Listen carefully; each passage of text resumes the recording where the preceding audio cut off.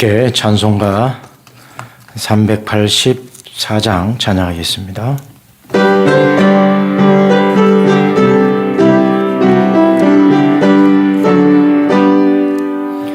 나의 갈 길 다가도록 예수 인도하시니 내 주 안에 있는 긍휼 어찌 의심하리요.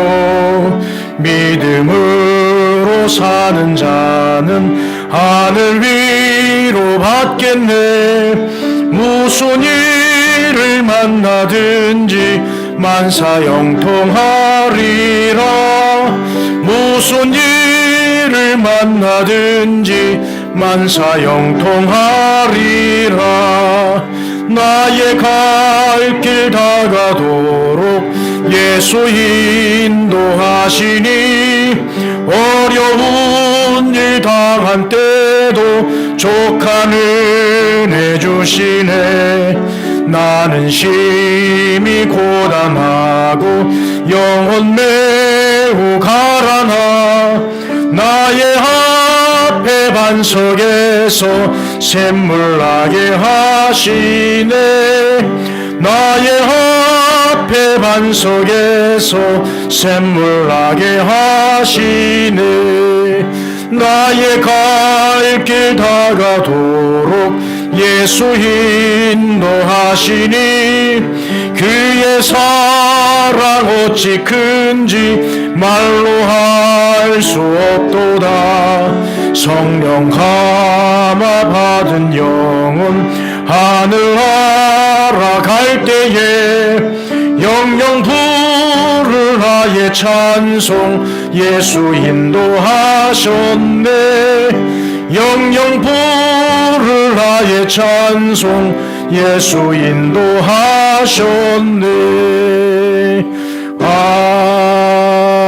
아멘.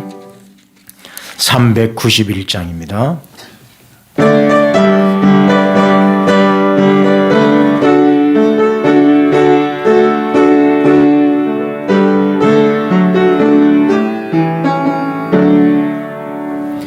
오 놀라운 구세주 예수 내 주 참 능력의 주시로다.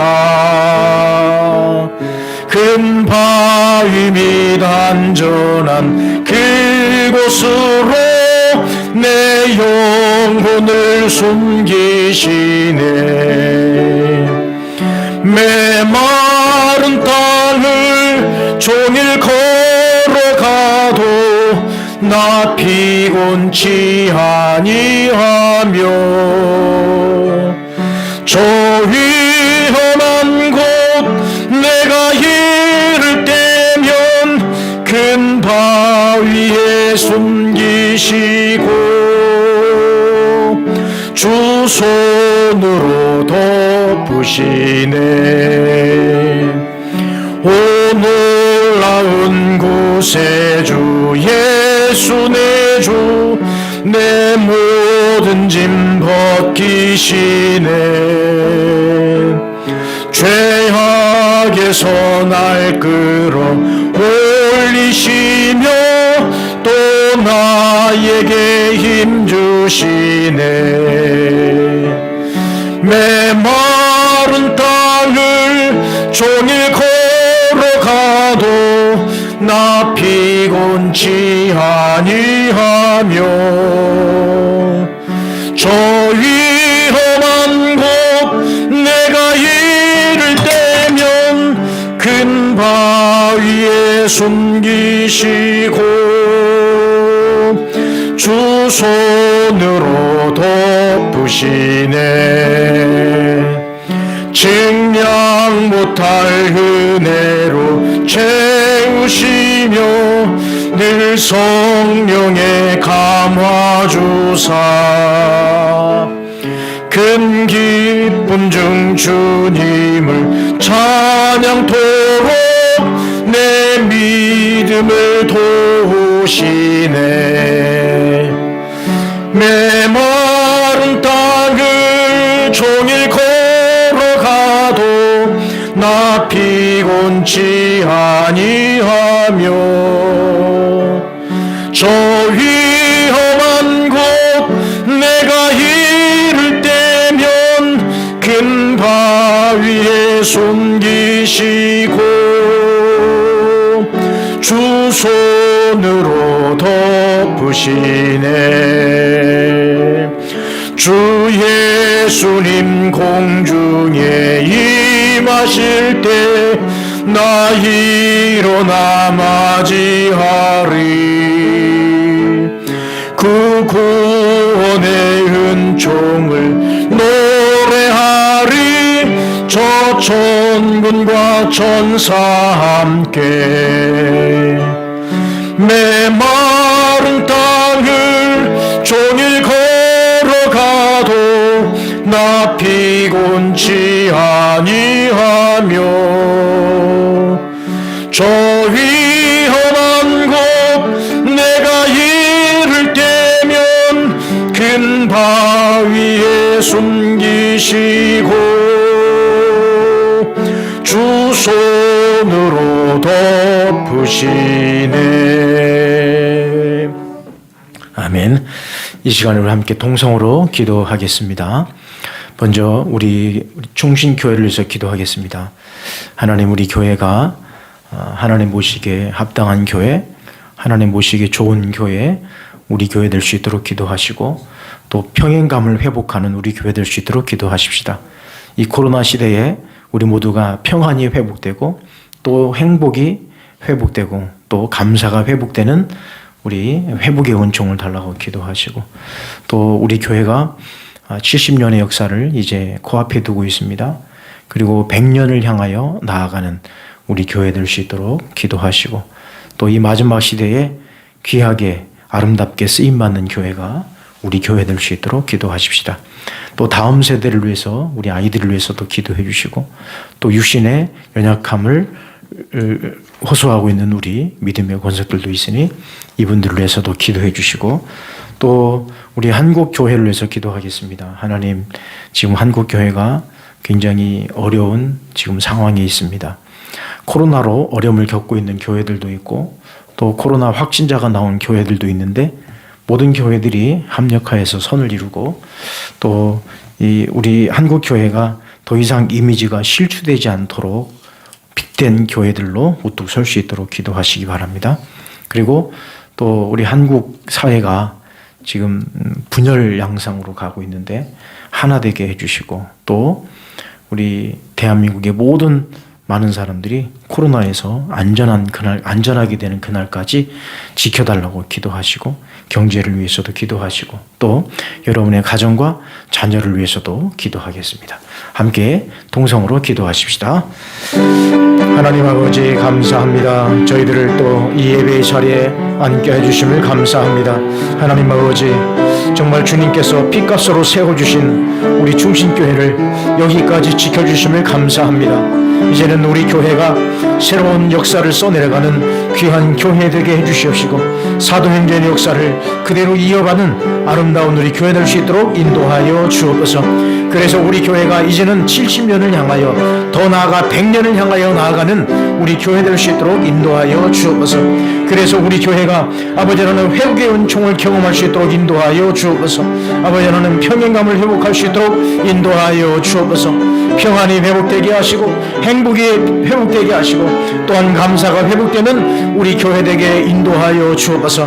그래서 하나님 모시기에 합당한 교회가 우리 충신교회되게 인도하여 주옵소서.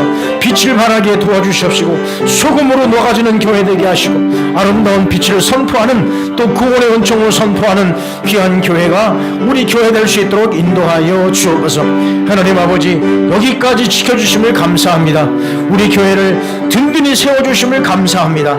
이제는 우리 교회가 이제는 과거는 뒤로 하게 하시고 아버지의 미래를 향하여 빛을 향하여 비전을 향하여 나아가는 우리 교회 될 수 있도록 인도하여 주옵소서. 자로나 오로나 치우치지 않게 도와주시옵시고 온전히 하나님의 영광만을 바라볼 수 있도록 도와주시옵시고 믿음으로 전진하며 하나가 되는 우리 교회 될 수 있도록 인도하여 주옵소서.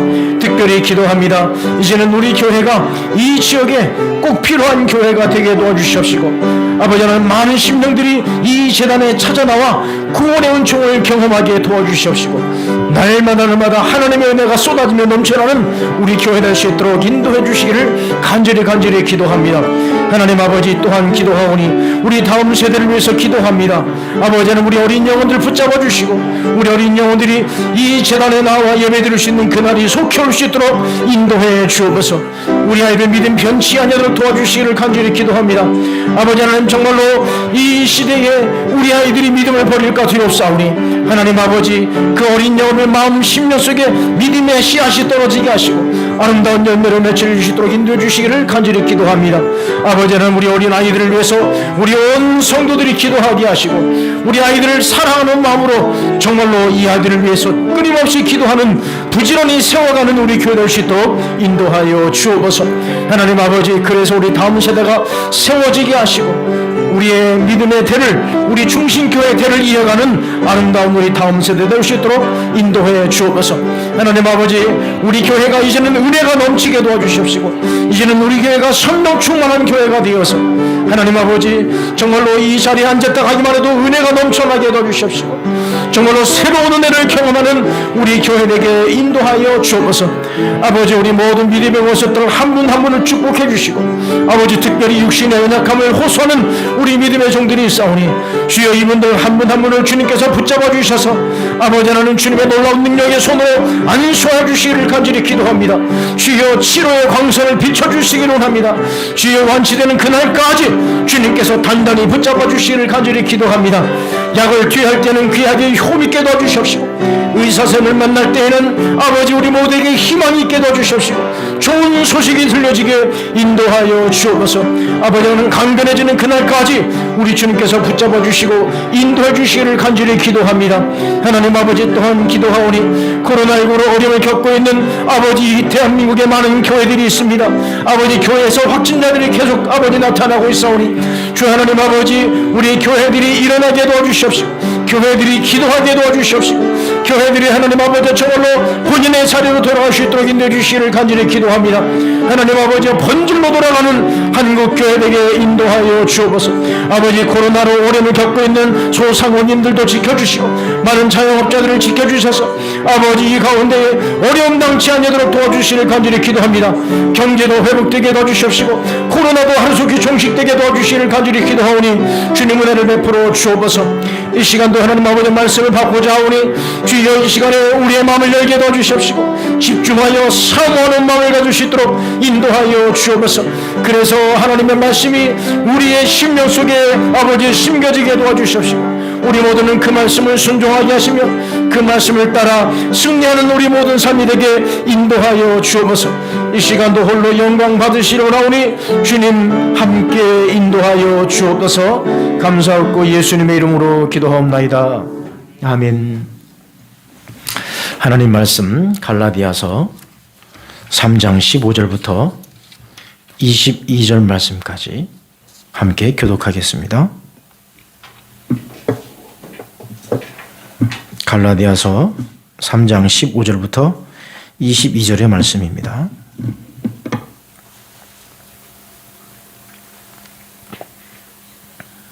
함께 교독하겠습니다.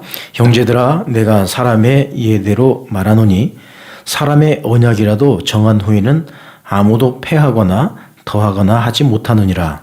이 약속들은 아브라함과 그 자손에게 말씀하신 것인데 여럿을 가리켜 그 자손들이라 하지 아니하시고 오직 한 사람을 가리켜 내 자손이라 하셨으니 곧 그리스도라.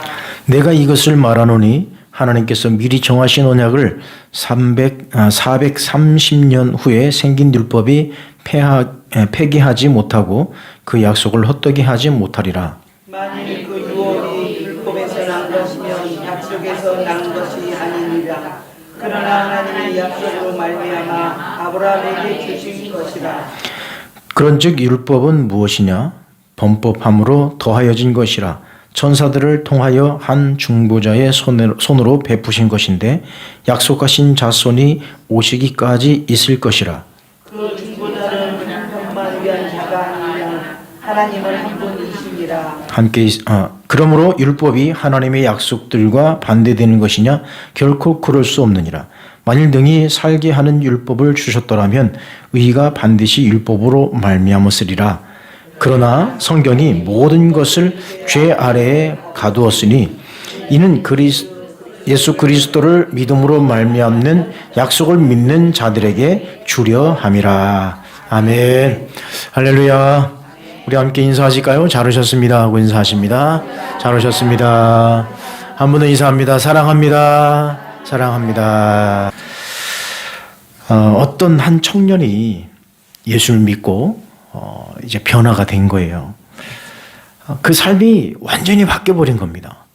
그 전에는 뭐 게으르기도 하고 뭐 그런 삶을 살았지만 이제 완전히 예수님을 믿고 난 이후에 그 청년이 완전히 바뀐 거예요. 삶의 패턴도 바뀌어버린 거예요. 그러자 그 청년을 잘 아는 사람이 그 청년에게 이제 만나서 물어보는 거예요. 당신이 예수 믿는다며? 그러는 거예요. 내가 예수님 믿고 이제 완전히 새로운 사람이 됐습니다. 그러자 그 사람이 묻는 거예요. 그러면 내가 당신에게 몇 가지 물을 테니 한번 답해 보라고. 무엇을 물었냐면, 자, 예수님이 언제 태어났는가 아는가? 여러분, 예수님 언제 태어나셨는지 아세요? 12월 25일 날 태어나셨을까요? 그거 아닙니다. 정확한 날짜 아니에요. 머뭇거리니까 허허. 그러면 예수님이 언제 돌아가셨는지 아는가? 그거 물으니까 이 청년이 또 갸우뚱하는 거예요.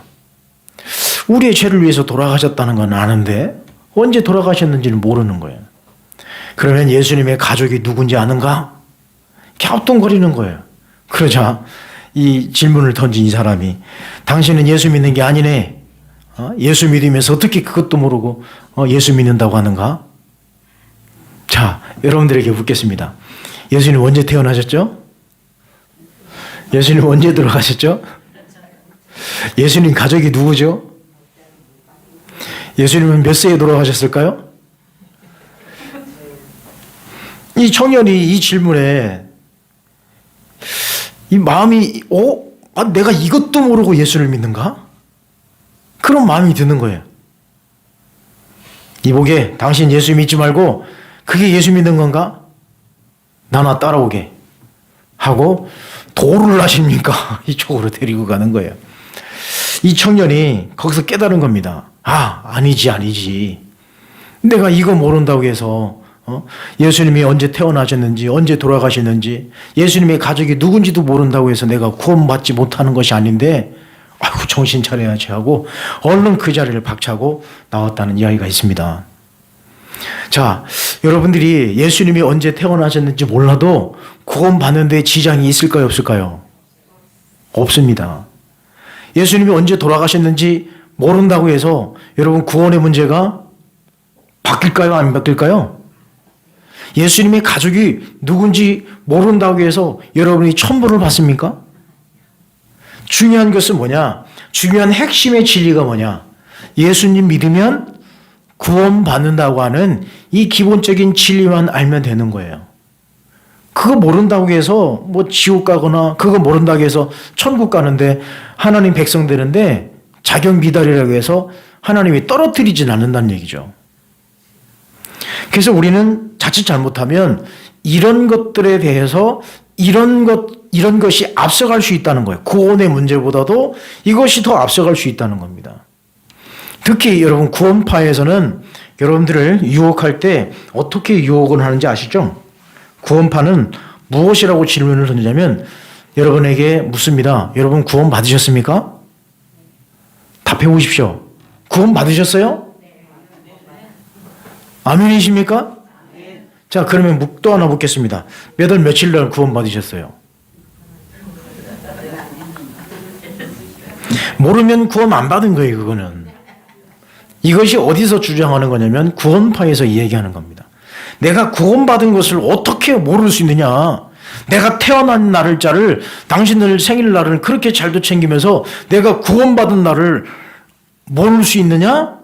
그러면 구원 못 받았다는 얘기예요. 그럼 또 하나 여러분들에게 질문을 던지겠습니다. 여러분 구원 받으셨죠? 그럼 여러분 매일 기쁘고 행복하십니까? 매일매일 기쁘고 행복하십니까? 그러면 구원 안 받은 거예요. 이게 어디서 얘기냐? 구원파 얘기란 말이에요. 구원파는 구원 받은 사람은 이제는 삶이 매일 행복하고 기쁘고 즐거워야 된다는 거예요. 이건 뭐 천국이나 가야 그렇지. 이 땅에서의 삶은 그게 아니죠. 이 땅에서 삶은 힘들고 어렵고 고통스러움이 있는 거예요. 저도 지금 아침에요, 어떤 소식을 들어서 지금 마음이 막 이상해요. 마음이 너무 아파요. 우리 동기 목사님 아들이 어제 하늘나라를 갔대요. 지금 대학원에 다니는 아들인데 아주 그냥 키도 크고 아주 잘생겼어요. 너무 아까워, 아이가. 지금 20대 중반인가 그런데. 이제 오늘 저녁에 가봐야 돼요. 집회 끝나고. 근데 그 얘기를 들으니까 가슴이 먹먹해요. 그래도 기쁘고 즐거우세요?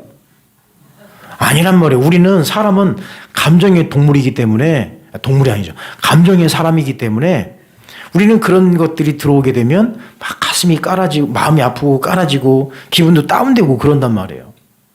그 가운데서도 희덕거리고 나는 기쁘고 즐겁고 룰랄라 하면 이 사람은 약간 이렇게 된 거예요. 우리는 그게 아니라 내가 받았다고 해서 구원된 백성이라고 해서 항상 기쁘고 365일 기쁘고 즐거움이 내 안에 존재해야만 하는가? 그건 미치지 않고서는 그렇지 않아요. 그건 잘못된 겁니다. 그러면 예수님에게도 그런 구원자이신 예수님이 이 땅에 오셔서 사역하실 때 항상 기쁘고 즐거운 일만 있으셨습니까? 아니에요. 예수님도 얼마나 괴롭고 힘드셨습니까? 예수님도 시시때때로 힘들고 어려울 때는 그 자리를 피하기도 하시고요. 한적한 곳에 가시기도 하셨단 말입니다. 또 예수님은 6월절 명절에 모든 유대인들이 6월절에 예루살렘에 다 가야 되지만 예수님은 또 6월절에 안 가신 적도 있어요. 명절을 지키지 않으신 적도 있어요. 세례 요한이 처형당했다는 이 소식을 듣고 예수님은 그 자리를 피하십니다. 예수님도 처형당하실까 봐. 이렇게 우리 삶은 그런 거예요. 뭔가 잘못된 복음이 들어가게 되면 변질된 복음이 자꾸 본질을 희석해버리는 겁니다. 여러분들이 내 예수 믿을 때에, 예수 믿고 신앙생활 할 때에 막 힘든 일이 있어요. 그때마다 우리 마음속에 믿음이 없는 것처럼 막 그 마귀가 와가지고 우리를 살살살 긁는 거예요. 네가 이러면서도 예수 믿고, 이러면서도 네가 직분 감당하고, 이러면서도 네가 정말 예수 믿고 잘 살으려고 그래? 라고 우리를 막 유혹한단 말이에요. 그럼 그때 우리는 어떤 마음이 듭니까? 그런가? 내가 지금 이렇게 힘든데 예수를 믿어야 되나? 내가 지금 이렇게 권고한데, 내가 지금 이렇게 지쳐있는데 내가 예수 믿는 것이 무슨 의미가 있을까? 그런 마음이 막 들더라도 우리는 또 어떻게 해요? 다시 또 일어나는 거예요. 이게 믿음의 사람입니다. 오뚜기처럼 또 일어나고 또 일어나는 거예요. 어떤 환경에 처한다 할지라도 그 환경이 잠시는 나를 힘들게 한다 할지라도 또 그것을 딛고 일어나는 거예요. 이게 믿음의 사람이죠. 이게 뭐냐? 이것이 율법으로는 가능할까요? 가능하지 않을까요? 이게 율법으로 가능합니까? 내 안에 내가 예수님을 믿고 구원받는다고 하는 이 구원의 은총이 내 안에 있는데 내가 힘들고 어려울 때에 내가 막 너무너무 고통스러웠을 때 내가 다시 일어나야지 하는데 이것이 율법으로 되겠냐 말이에요. 여러분 율법으로 됩니까? 왜 대답을 못하세요? 율법으로 안 된단 말이에요. 율법으로 어떻게 내가 힘을 얻고 율법으로 어떻게 내가 다시 견뎌서 일어나겠습니까? 율법은 그게 아닌데. 그래서 오늘 말씀은 바울선이 지금 갈라디아 교인들에게 무엇을 얘기하냐면 갈라디아 교인들이 자꾸 율법으로 간다고 했잖아요. 지금 갈라디아 교인들 어떤 상황이라고요? 갈라디아 교인들이 누구를 배반했어요? 바울선이 배반했잖아요. 자, 다시 복습. 지금 갈라디아 교인들은 바울 선생님을 배반했어요. 율법으로 다시 돌아가려고 하는 이 움직임이 교회 안에 있었다는 얘기입니다. 그래서 바울로 선생님의 마음은 지금 어떻다? 막 흥분해 있다 아니면 가라앉아 있다? 흥분해 있는 상태라는 거 여러분 항상 기억하시고 이 갈라디아서를 보라고 말씀을 드렸습니다. 지금 갈라디아서를 지금 보실 때 바울 선생님이 지금 어떤 거예요? 막 화가 나서 지금 오늘 본문 말씀 15절부터 22절까지 보시면 돼요. 무슨 얘기냐면 당신들이 왜 율법으로 돌아가냐 이거예요. 율법으로 왜 돌아가냐 이겁니다. 믿음으로 구원받는 것이지 믿음으로 구원받는 그 은혜가 있는데 왜 율법으로 돌아가느냐. 그것이 15절부터 18절까지 얘기해요. 다시 말씀드리면 자 15절 말씀 함께 읽어보실까요? 15절 시작.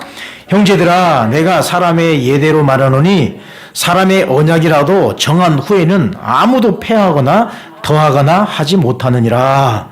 자, 이 얘기는 뭐냐면 우리가 한번 언약을 맺으면 약속을 하면 그 약속에 대해서 어떻게 한다는 거예요? 폐하거나 더하거나 못한다는 얘기죠. 그런데 여러분 사람하고의 약속은 믿지 마시기 바랍니다.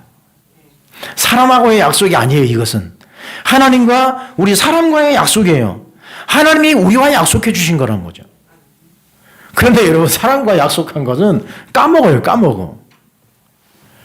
사람과의 약속은 믿을 수 없어요. 그래서 여러분 돈을 구워줄 때 이 참 희한하다니까. 돈 3만 원을 껐는데 어떤 권사님한테 3만 원을 껐어요. 그런데 이 권사님이 안 갚는 거예요. 3만 원을. 그래서 어느 날 식당에서 밥 먹다가 권사님 3만 원 줘야지. 무슨 3만 원? 아니 석 달 전에 나한테 헌금한다고 3만 원 꺼갔잖아. 내가 줬잖아. 또 이거 누구 말을 믿어야 돼? 누구 말을? 이 누구 말을 믿어야 된단 말이에요. 자, 구워준 사람은 알아요. 받았는지 안 받았는지 알아요. 그러나 돈을 빌린 사람은 줬는지 안 줬는지 긴가민가한 경우가 더 많아요. 보면 이게 사람은 이렇게 잘 이 약속에 대해서 기억하지 못하면 이렇게 된다는 얘기죠. 그러나 하나님과 우리의 약속은 그렇지 않은 거예요. 자, 그러면 우리가 한번 이해를 돕기 위해서 우리 달란트 비유를 한번 비유로 말씀을 한번 해보십시다. 달란트 비유. 자, 우리가 사순절 기간 동안에 신약 성경을 읽는 그 시간에 달란트 비유를 잠시 제가 설명한 적이 있습니다. 달란트 비유는 1달란트 받은 자와 그리고 5달란트 받은 자, 그 다음에 10달란트 받은 자인가요? 2달란트, 5달란트죠? 헷갈리네. 1달란트, 2달란트, 5달란트 받은 사람이 있어요. 그런데 그 주인이 돌아와서 그들을 평가할 때에 악하고 게으른 종아라고 책망한 그 종은 누구였습니까? 1달란트 받은 사람이었어요. 그리고 잘했어. 작은 일에 충성하시니 내가 큰 일을 맡기겠다. 칭찬한 종은 누구도 했습니까? 그 종은 2달란트와 5달란트 받은 종이었습니다. 그러면 여기서 우리 중요한 거를 놓쳐서는 안 됩니다. 그러면 왜 1달란트 받은 사람은 왜 책망받았을까요? 왜 책망받았을까요? 이윤을 안 남겼죠. 어떻게 보면 이 1달란트 받은 사람은 책망받을 일이 아니에요. 왜요? 아니 원금 그대로 땅에 묻었다가 그대로 주인 줬는데 무슨 문제입니까? 이 주인이 이 사람들에게 달란트를 줄 때는 이윤을 남겨라, 더 배를 남겨라, 그렇게 한 적이 없어요. 그냥 준 거예요. 여기서 중요하게 우리 놓치지 말아야 할 거 이겁니다. 뭐냐면 1달란트 받은 사람은 주인을 악한 사람으로 본 거예요. 주인을 대상을 누구로 본 거예요? 무서운 사람, 악한 사람. 이거 쓰다가 이윤을 못 남기고 이거 손해 보면 이 우리 주인은 나를 채찍하고 해할 사람이야. 무서운 사람, 나쁜 사람이야. 그러니까 이거 쓰면 안 돼 하고 조용히 묻어놨다가 줘야지 하고 그대로 묻어놓은 거예요. 이게 주인을 바라보는 관점이 완전히 다른 겁니다. 그래서 한 달란트 받은 사람이 이윤을 남기고 안 남기고 그 차원이 다른 거예요. 여러분, 우리가 이윤을 남겨야 된다고 한다면 우리는 하나님 앞에 칭찬받을 사람이 누가 있어요? 여러분, 신앙생활에 이윤을 남기셨습니까? 여러분, 믿음 생활하실 때 이윤을 얼마나 남기셨습니까? 우리는 매 12월 달에 우리는 어떤 마음이죠, 항상? 아유, 주여, 올해도 그냥 넘겼습니다. 올 12월에 여러분의 마음이 올 12월에는 주여 내가 이렇게 많이 남겼습니다 라고 그렇게 드릴 수 있는 12월의 제시를 간절히 바랍니다. 그런데 우리는 12월 말 되면 어때요? 아유, 아쉬워요. 아유, 내가 조금만 더 할 걸, 좀 더 열심히 살 걸. 바로 제가 이 말씀을 비유로 말씀을 드리는 것은 뭐냐면 하나님과 우리의 약속은 그렇다는 거예요. 주인은 선하다는 겁니다. 그 주인은 선한 거예요. 이윤을 남기는 사람만 칭찬하신다고 하는 그 주님은 우리는 믿을 필요 없어요. 그런 주님 필요 없습니다. 그런 하나님 우리는 믿을 필요 없어요. 하나님은 그런 하나님이 아니세요. 우리가 실패했어도 우리 주님은 우리를 어떻게 하십니까? 손잡아 일으켜 주시는 분이 우리 주님이십니다. 내가 좌절 속에 있음에도 불구하고 야야 밥은 먹고 다니냐 하고 우리를 다독거려 주시는 분이 누구십니까? 우리 하나님 아버지세요.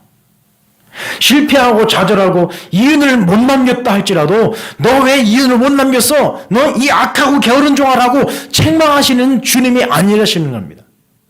그 한 달란트 받은 사람이 책망받은 이유는 주인을 잘못 알은 거예요. 악한 사람으로, 혼내키는 사람으로, 이윤을 안 남기면 책망하는 사람으로, 그런 주인으로만 생각했던 것이 한 달란트 받은 사람을 책망한 이유입니다. 그러므로 하나님과 우리의 약속은 어떤 거예요? 신실하신 것입니다. 하나님이 우리와 약속하신 것은 깨지 않으시는 거예요. 사람과의 약속은 깨지는 경우가 허다합니다. 서약서를 써도 깨지는 판인데, 계약서를 써도 파기하는 판인데, 사람과의 약속은 이렇게 깨질 수밖에 없지만 하나님과 우리와의 이 약속은 깨지지 않는 거예요. 그것이 언약이다라 말씀합니다. 그래서 16절 말씀에 보면 어떻게 이 약속을 시행하시는가 한번 보실까요? 16절입니다. 시작. 이 약속들은 아브라함과 그 자손에게 말씀하신 것인데 여럿을 가리켜 그 자손들이라 하지 아니하시고 오직 한 사람을 가리켜 내 자손이라 하셨으니 곧 그리스도라. 자, 아브라함의 그 선택함을 통하여서 하나님께서는 어디까지 가는 거예요? 누구까지? 그렇죠. 그리스도까지 가는 거예요. 바로 하나님께서 아브라함을 선택하신 이유가 무엇인가? 하나님께서 아브라함을 선택하신 이유는 무엇인가? 그것은 우리 살리기 위해서, 여러분 살리기 위해서 아브라함을 선택하신 것입니다. 그러면 하나님은 율법을 선택하지 아니하시고, 여러분 이 말씀 잘 들으시기 바랍니다. 하나님은 율법을 선택하지 아니하시고 아브라함을 선택하신 이유는 무엇일까?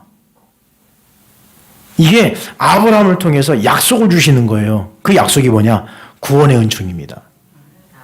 하나님은 율법을 통해서 구원을 이루시는 것이 아니에요. 율법을 통해서 구원에 이르게 하시는 것이 결코 아니라는 겁니다.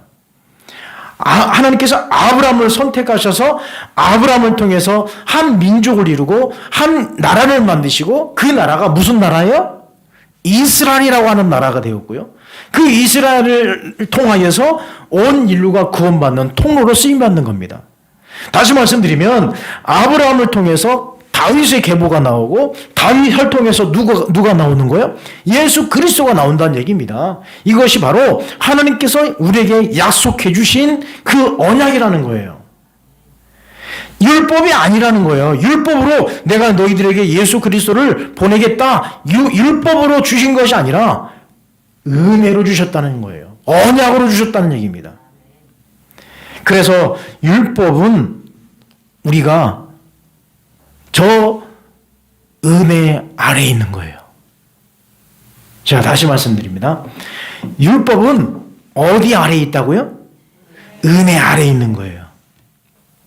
지난주에 말씀드린 것처럼 우리는 죄와 사망의 법에서 해방된 거예요. 우리는 어떤 법이 적용된다고 그랬죠? 생명의 성령의 법. 성령의 법이 우리를 주장하는 거예요. 그러니 가나디아 교인들이요, 하나님께서 약속해 주셨는데 아브라함이라고 하는 한 사람을 선택해 주셔서 그 은혜가 예수 그리스도까지 내려가게 하신 이 언약이 있는데 이 약속을 왜 안 믿느냐 이거예요. 율법이 아니라 이 약속, 언약, 하나님의 은혜를 믿어야, 하나님의 은혜로 가야 너희들이 살 길인데 왜 어떻게 해서 율법으로 다시 되돌아가느냐. 지금 바울 선생님이 어떻게 해요? 막 흥분하시면서 이렇게 말씀하시는 거예요. 어느 정도 이제 이 말씀이 이해가 되십니까? 자, 그러면 율법이 어떤 역할을 하는가? 율법은 어떤 역할을 할까요? 19절을 한번 읽어보실까요? 19절 시작. 그런 율법은 무엇이냐? 법으로 통하여진 것이라 천사들을 통하여 중보자의 손으로 베푸실 것인데 약속하신 자손이 오시기까지 있을 것이라. 아멘. 율법의 역할은 뭐냐? 율법이 하는 일은 뭐냐 이거예요. 율법을 다 주셨습니다. 그러나 그 율법대로 우리가 살아갈 수 있을까요? 없을까요? 못 사니까 문제죠, 우리가. 율법대로만 살면 구원받지만 율법대로 못 사니까 문제예요. 그래서 그 율법을 통해서 뭐가 드러나는 거예요? 우리의 범법행위가 드러나는 겁니다. 우리의 죄가 드러나는 거예요. 우리가 하나님 앞에서 완전할 수 없습니다. 하나님께서 율법을 주셨는데 그 율법을 지킬 만한 사람이 없는 거예요. 사람이라. 그래서 그 율법을 지키지 못하는 우리 인간이 이제 누구를 의지할 수밖에 없는 겁니까? 예수님을 의지할 수밖에 없는 거예요. 이게 은혜란 말이에요. 이 율법을 백성들에게, 이스라엘 백성들에게 율법을 주셔봤는데 율법을 못 지키는 거야. 안 지키는 거야, 인간이라. 그래서 하나님은 그 특단의 조치를 취하셨는데 그것이 뭐냐면 하나님이 직접 내려오시는 거예요. 하나님이 직접 이 세상에 내려오시는 겁니다. 그게 바로 예수 그리스도예요. 그래서 하나님은 이 방법을 취하시는 거예요. 이제 율법 행하지 마. 율법 이제 행하지 말고 너희들이 예수 그리스도만 믿어. 그러면 내가 너희들에게 구원을 베풀고 은혜를 베풀어 줄게. 이게 특단의 조치라니까요. 이렇게 쉬운 방법이 있는데, 이렇게 너무너무 쉬운 방법이 있는데 왜 율법으로 갑니까? 왜 율법으로 가요? 지금 갈라디아 교인들에게 지금 바울 선생님이 목이 터져라 외치는 거예요. 이 좋은 방법, 이 간단한 방법이 있는데 당신들은 왜 그 복잡한 지키지도 못하는 왜 율법으로 되돌아가느냐? 그러면 자, 왜 율법으로 되돌아갈까요? 사람들은 왜 자꾸 율법으로 되돌아갈까요? 이게 중요한 거예요. 여러분들도 자꾸 율법으로 되돌아가려고 하는 경향들이 있어요. 우리 인간은 다 그래요. 그건 왜 그러냐면 믿음에 대한 신뢰가 없기 때문에 그래요. 구원에 대한 확신이 없기 때문에 그렇습니다. 다시 말씀드리면 내가 이렇게 예수 믿으면 정말 구원받을 수 있을까? 그러면 다른 종교는 어떨까요? 다른 종교는 자신들이 뭐 극락에 가기 위해서 아니면 또 다른 좋은 세계를 가기 위해서 그 사람들은 어떻게 하죠?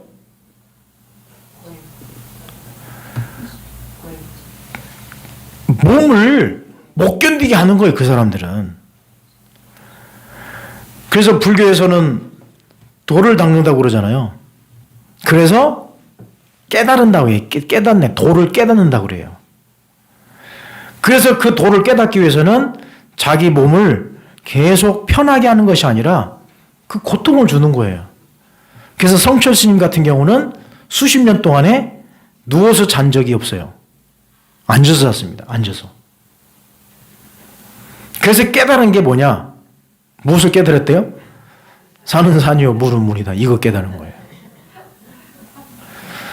주 하나님 지으신 모든 세계. 우리는 찬양하고 있지만 그분은 수십 년 동안 앉아서 깨달은 것이 그거예요. 여러분, 해인사에 가면 그 경이 몇 개나 있습니까?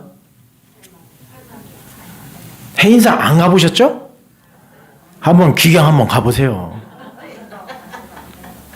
그 해인사에 가보면 그 대웅전 옆에 별채가 하나 있는데요. 거기 쫙 그 안에 활자가 있어요. 활자. 8만 대장경. 그 활자가 몇 개라는 거예요? 8만 개라는 거예요. 깨달은 도가 몇 개라는 거예요? 8만 개라는 거예요. 8만 개. 그 어찌 보면 불교에서 우리 기독교를 보면 참 웃긴 거예요. 왜? 우린 뭐만 있어요? 성경 66권밖에 없어요. 그것도 구원받으려면 뭐 하면 된다? 예수 믿으면 된다 이거예요. 그러니 얼마나 우습습니까? 그거 구원받는 웃기는 얘기. 그래서 너무 이 믿음이 간단하니까 우리 스스로가 어떻게 생각해요? 이게 진짜 구원받은 건가? 아니. 이래서 내가 구원 못 받을 거야. 그래서 새벽을 지극정성으로 새벽 정성을 드리는 거예요. 이렇게 하면 내가 더 구원받는 이 구원의 은총이 확실해질까 봐. 내 나름대로 세워놓는 그 기준들이 있다는 거죠. 내가 시간을 정해놓고 아침 9시에는 내가 죽는 한이 있어도 내가 이 시간만큼은 내가 기도 생활을 해야 돼. 내가 그래야 구원을 유지할 수 있어. 이게 뭐예요? 내 마음에 자꾸 구원이 어떻게 되는 겁니까? 흔들리는 거예요, 자꾸. 여러 주변 환경에 의해서 내 믿음이, 내 구원론이 자꾸 흔들리니까, 아이고, 이거라도 해가지고 내가 구원을 완성해야지? 그건 뭡니까? 하나의 율법이에요. 그러면 그분은 어떻게 사느냐? 아침 9시만 되면 꼭 기도해야 돼요. 그래서 어디도 못 가. 어느 교회에서 야외 나들이를 간다, 했는데, 그분은 나는 안 가. 권사님 왜 안 가세요? 일이 있어, 좀. 그 일이 뭐냐면 그 아침 9시에 기도해야 돼. 그 집에 골방에서. 그러면 여러분에게 묻겠습니다. 여러분이 그 아침 9시에 정해놓은 그 시간에 기도 안 하면 하나님께서 막 야외 막 할 때 번개 쳐가지고 하나님이 생명 취해 가실까요? 그런 하나님이 아니시란 말이에요. 자꾸 우리는 이 율법이라는 거 하는 이 틀바구니 속에 자꾸 우리 스스로를 가둬버리는 거예요. 얼마나 간단합니까? 예수 믿으면 구원받는다. 예수 믿으면 천국 백성 된다고 하는 이 구원의 은총이 있음에도 불구하고 우리는 자꾸 다른 것을 자꾸 붙이는 거예요. 다른 걸 해야 되는 거예요. 다른 어떤 것을 해야 되는 거예요. 선한 일을 해야 되는 거예요. 정말 봉사도 많이 해야 되고 헌금도 많이 해야 되고 자꾸 그런 우리만의 율법을 만들어서 우리 그 테두리에 자꾸 우리가 갇혀 살고 있는 거예요. 아침 9시에 기도 안 하면 죽습니까? 우리는 그렇게 이 율법의 테두리 안에 들어가면 안 되는 겁니다. 어떻게 하래요? 자유로워지는 거예요. 아침 9시에 기도 안 해도 언제 기도하면 됩니까? 그렇죠. 밤 9시에 기도하시면 돼요. 우리 하나님은 그런 유도리는 있으신다니까? 우리 하나님은 그거 봐주신다니까요? 하나님은 무엇을 보시느냐? 마음을 보시는 거예요. 마음을 보시는 겁니다. 저는 다윗을 공부하면서 하나님에 대해서 더 감사한 것이 뭐냐면 하나님은 보여주는 것을 보시는 것이 아니에요. 하나님은 우리 겉모습을 보시는 것이 아니라 우리 마음 중심을 보시는 거예요. 다윗을 왜 하나님이 기뻐하셨을까요?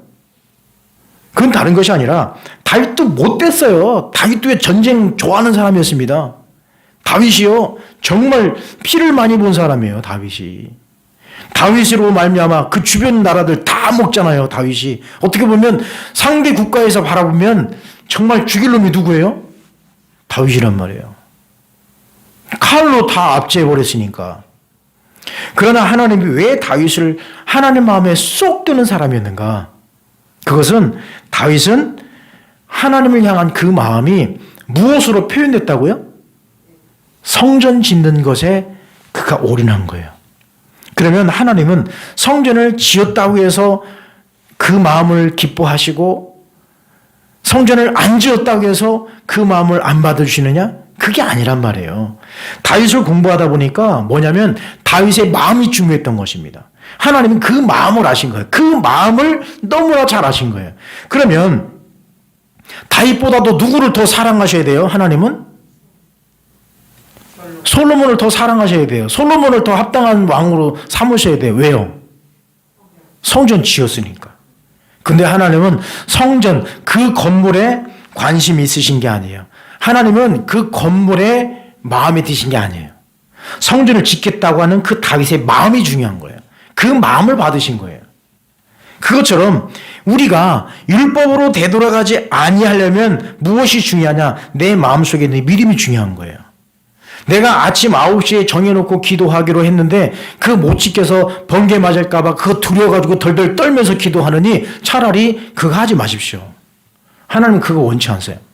하나님은 무엇을 원하느냐? 내가 어느 때든지 기도하기를 원하시는 것이 하나님의 뜻이란 말입니다. 한 예로 얘기를 하는 겁니다. 한 예를 들어서 말씀을 드리는 거예요. 그러므로 여러분, 우리가 믿음을 잡고 내 믿음에 대해서, 구원에 대해서 자꾸 불확실하고 불안하니까 자꾸 무엇으로 가느냐? 내가 이거라도 해야 구원받지? 내가 이 행위라도 해야 구원받지? 자꾸 이렇게 가는 거예요. 또 믿음을 우리는 어떻게 하느냐? 믿음을 상대화합니다. 상대화. 이 믿음의 상대화가 뭐냐면 저 사람은 저렇게 열심히 하는데 나는 그렇게 못하고 있네? 그럼 나는 하나님 앞에 사람 못 받는 걸까? 믿음의 상대화가 되면서 자꾸 비교의식하면서 내가 저 정도는 돼야 내가 뭐가 되지 않겠나? 자꾸 그런 생각하는 겁니다. 바로 오늘 이 본문의 말씀은, 오늘 우리가 읽은 이 말씀은 바로 이거예요. 율법과 약속. 율법과 약속 중에서 무엇이 더 중요하냐 말이죠. 뭐가 더 중요한 거예요? 약속이 더 중요한 거예요. 아브라함을 통해서 약속하신, 언약하신 그 약속, 하나님은 절대 그 언약을 어기지 아니하신다는 거예요. 그러므로 여러분, 이 약속이 중요한 거, 언약이 중요한 거예요. 언약은 언약을 따라 뭐가 따라오는 거예요? 뒤에 율법이 따라오는 거예요. 율법이 졸졸졸 따라오는 겁니다. 율법이 앞서가서는 안 되는 거예요. 여러분, 오늘 이 말씀처럼 여러분들에게 주신 하나님의 약속이 있습니까? 그 말씀 꼭 붙드십시오. 올 한 해도, 올 여러분 연초에 여러분 우리가 말씀을 뽑으면서 하나님 내가 이 말씀대로 살겠습니다 하고 말씀 받으신 거 있죠? 그거 언약의 말씀으로 붙드십시오. 그게 토종 비결이 아니라 내가 말씀대로 살고자 하는 하나의 지표를 내가 붙잡은 거예요. 하나님 말씀이니까. 언약, 약속해 주신 그 약속을 믿고 따라가십시오. 그것은 뭡니까? 율법이 아니라, 율법으로 우리를 의롭게 되는 것이 아니라, 율법으로 구원받는 것이 아니라, 율법으로 우리에게 은혜를 주시는 것이 아니라, 예수 그리스도를 믿는 그 믿음으로 은혜를 주시고 우리에게 또 다른 은혜를 베풀어 주신다고 하는 이 약속의 말씀을 붙들고 여러분 힘차게 달려가셔서 승리하시기를 간절히 바랍니다. 율법으로 절대 돌아가지 마십시오. 하나님의 은혜로 사십시오. 기도하겠습니다. 하나님 아버지 감사합니다. 오늘도 저희들을 이렇게 말씀 가운데 서게 하시니 감사합니다.